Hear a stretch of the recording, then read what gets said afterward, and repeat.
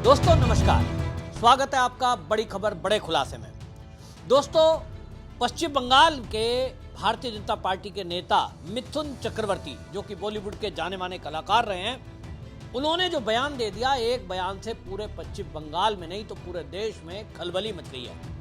मिथुन चक्रवर्ती ने अपने एक सभा में ये बोल दिया कि यदि भारतीय जनता पार्टी की इस बार सरकार वेस्ट बंगाल में नहीं बनी तो वहां एक भी हिंदू नहीं बचेगा।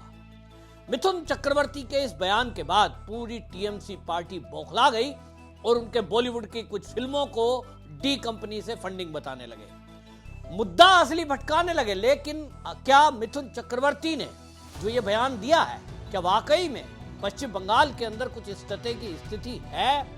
सवाल तो ये है। आप मिथुन चक्रवर्ती की फिल्मों पर आज सवाल उठा रहे हैं, जबकि भारतीय जनता पार्टी में शामिल हुए उन्हें लंबा समय हो गया।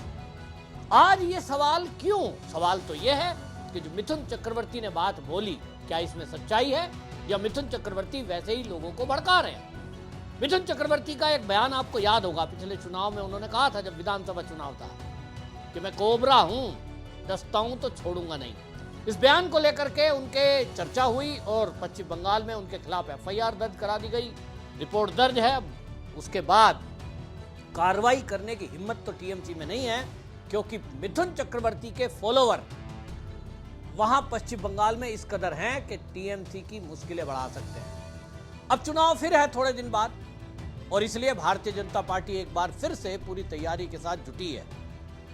अब आए दिन भारतीय जनता पार्टी के नेता, चाहे वो शुवेंदु अधिकारी हो, चाहे वो मिथुन चक्रवर्ती हो, फिर चाहे गृह मंत्री अमित शाह हो, वेस्ट बंगाल में उनकी पूरी नजर है और इस बार फिर से एक बार कोशिश में भारतीय जनता पार्टी है। लेकिन अब जो आवाजें पश्चिम बंगाल से आ रही हैं, एक बार फिर से शुवेंदु अधिकारी का कहना यह है, बाकायदा वो अमित शाह से पिछले दिनों मिले भी थे और उन्होंने कहा कि देखिए, पिछले चुनाव में हमने जितनी मेहनत की वो सारी मेहनत हमारी बेकार हो गई, क्योंकि कई बूथों पर लोगों को वोट डालने जाने नहीं दिया, घरों में जाकर उनको डरा दिया, धमका दिया और किसी की हिम्मत नहीं हुई कि हम वोट डालने जाएं। आम आदमी सोचता है क्यों रिस्क लिया जाए, और इसलिए वो घर से निकलकर वोट डालने नहीं गए।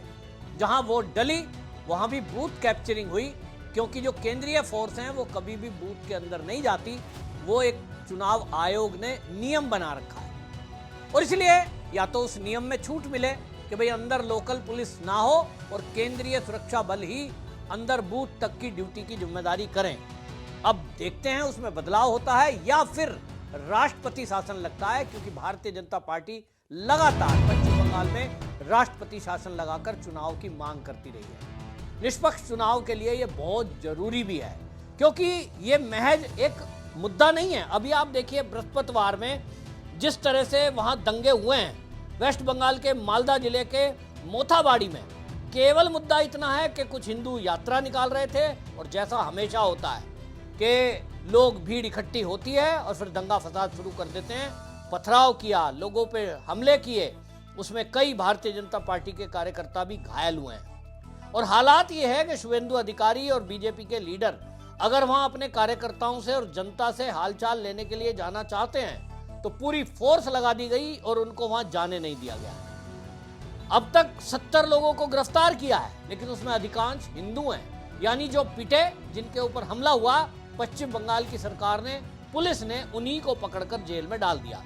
हालात इतने खराब हैं। तो मिथुन चक्रवर्ती का यह कहना कि अगर भारतीय जनता पार्टी की सरकार इस बार नहीं बनी तो वहां हिंदू नहीं बचेगा, वो बिल्कुल ठीक है, क्योंकि वहां जो रह भी रहे हैं हिंदू, वो आज उस स्थिति में है कि वो डर के मारे सहमे हुए हैं, कुछ बोल नहीं सकते।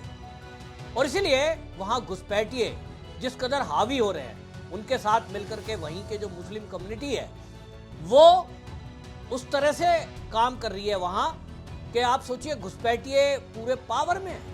जब वो बॉर्डर से पार करके आते हैं, खाली एक जोड़ी कपड़ा और एक थैला लेकर आते हैं, कभी कभी तो खाली हाथ, लेकिन ऐसा क्या उन्हें यहां मिल जाता है बंगाल में कि आते ही वो इतने खतरनाक हो जाते हैं कि उनके पास गाड़ी हो जाती है, बाइक मिल जाती है, उनको मकान रहने के लिए मिल जाता है और उनके पास इतने पैसे भी हैं कि वो पैसों से दंगे करा सकते हैं।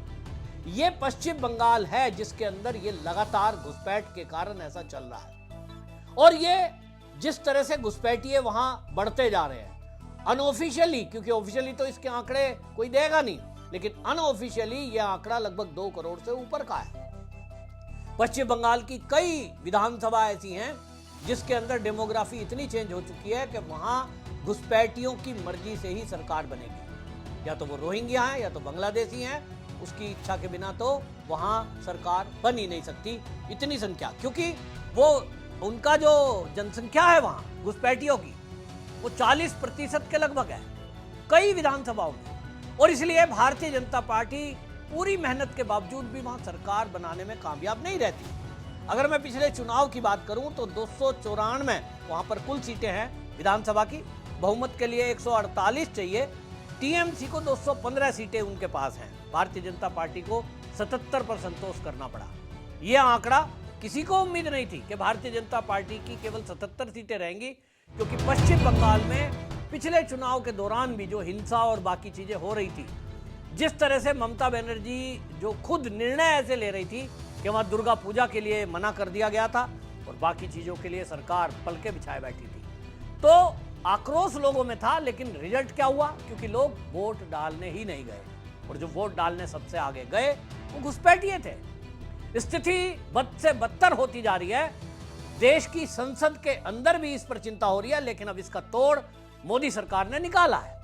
अमित शाह ने एक कानून दूसरे तरीके से बना दिया, क्योंकि ये बात करेंगे मानवता की और फिर ऐसी, तो लोकसभा में आपको बता दूं इमिग्रेशन और एवं फॉरेनर्स बिल 2025 अब अमित शाह ने पेश करके और उसको पास करा दिया है।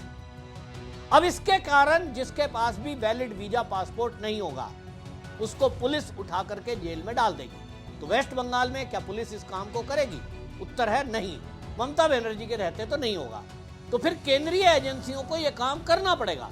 कानूनन कोई पकड़ा गया तो वो छूटना नहीं है, और इसीलिए स्थिति इतनी भयंकर है कि लोकसभा में इसकी चर्चा हुई और अमित शाह ने टीएमसी के लोगों को कड़ी फटकार लगाई है। सुनिए पहले आप, अमित शाह ने लोकसभा में जो बजट सत्र था उसमें उसके बाद जब ये इमिग्रेशन एंड फॉरेन बिल लाया गया, उस बिल पर चर्चा के दौरान अमित शाह ने टीएमसी की और पश्चिम बंगाल की जो पोल खोली है, उसके बाद से ये लोगों को जानकारी साझा करनी चाहिए ताकि देश के अंदर लोगों को पता चले कि जब किसी राज्य में भारतीय जनता पार्टी की सरकार नहीं होती है तो उसके कितने दुष्प्रभाव होते हैं। आपको बताऊं, अमित शाह ने वहां पोल खोली है टीएमसी की। पहले आप सुनिए अमित शाह जी ने खुद लोकसभा में जो इमिग्रेशन बिल था उस पर क्या कहा है। मान्यवर, ये बांग्लादेशी घुसपैठिए हो या रोहिंग्याज हो जो घुस कर आते हैं, पहले असम से भी आते थे जब कांग्रेस की सरकार, अब बंगाल से आते हैं टीएमसी की सरकार, घुस कर आते हैं। इनको आधार कार्ड दादा कौन देता है? नागरिक कहां के बने हैं? कहां के बने हैं? जितने बांग्लादेशी पकड़े गए 24 परगना जिले का आधार कार्ड और नागरिकता है मान्यवर। और ये जो आप आधार कार्ड इश्यू करते हो, वो आधार कार्ड लेकर, वो वोटर कार्ड लेकर ये दिल्ली तक आते हैं। आप उनको आधार कार्ड इश्यू न करो, आदमी क्या परिंदा भी पैर नहीं मार पाएगा। और दादा ये सब चीजें भी लंबे समय चलनी नहीं है। 26 में चुनाव है, बंगाल में कमल खिलेगा और पूरा बंद होगा। मान्यवर मुझे भी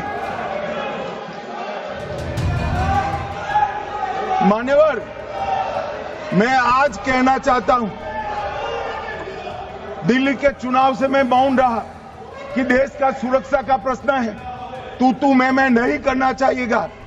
आज मौका भी है, दस्तूर भी है। इन्होंने सवाल उठाया, मैं बिल भी ये लेकर आया हूं, इसलिए मैंने देश की जनता को सत्य बताया है। ये 450 किलोमीटर जो आपकी कृपा से खुली रही है, वहीं से घुसपैठ है, वहीं नागरिक बनते हैं, वहीं आधार कार्ड बनाया जाता है और देश भर में फैल जाते हैं। तो सुना आपने, देश के गृह मंत्री अमित शाह वहां बता रहे थे, और टीएमसी जो ज्यादा बोल रही थी कि इमिग्रेशन बिल क्यों ला रहे हैं, इसके बाद तो बाहर के लोग आ ही नहीं पाएंगे, देश पे बड़ा फर्क पड़ेगा। उन्होंने लताड़ लगाते हुए बुलाया कि आप जो आज मना कर रहे हो वो केवल इसलिए मना कर रहे हो क्योंकि आपको घुसपैठियों को मदद करनी है। अमित शाह ने खुलासा कर दिया कि जो ये बार बार ये कहते हैं केंद्र में तो बीजेपी की सरकार है, अमित शाह के पास बीएसएफ है, फिर ये घुसपैठिए आ रहे हैं तो इसके लिए तो अमित शाह इस्तीफा दे। अमित शाह ने ये पोल खोल दी कि पश्चिम बंगाल से बांग्लादेश की जो सीमा है 2216 किलोमीटर है वो, और उस 2216 किलोमीटर पर जब से मोदी सरकार आई है फेंसिंग करने का काम चल रहा है घुसपैठियों को रोकने के लिए। उस 2216 किलोमीटर में से 1653 किलोमीटर फेंसिंग लगाई जा चुकी है, वहां से घुसपैठ नहीं होती है। लेकिन वो कह रहे हैं कि 563 किलोमीटर जो सीमा है वो खुली हुई है, नदी है, नाले हैं, पहाड़ है, कहते हैं वहां नहीं हो सकती फेंसिंग। लेकिन वो 563 में केवल 112 किलोमीटर ऐसी खुली है, बाकी 450 किलोमीटर में वो बोल रहे हैं कि वेस्ट बंगाल की सरकार से हमें जमीन की जरूरत है जिस पे फेंसिंग लगाई जा सके। वो जमीन वेस्ट बंगाल सरकार के अंडर आती है और वेस्ट बंगाल सरकार को वो बोलते हैं कि मैंने 10 रिमाइंडर दे दिए, लेकिन ममता बनर्जी उस जमीन को देने को तैयार नहीं है। बोलते हैं कि जब हम फेंसिंग करने केंद्रीय फोर्सेस को लेकर जाते हैं तो बोल रहे हैं कि वहां घुसपैठिए हंगामा करते हैं, रुकावट पैदा करते हैं।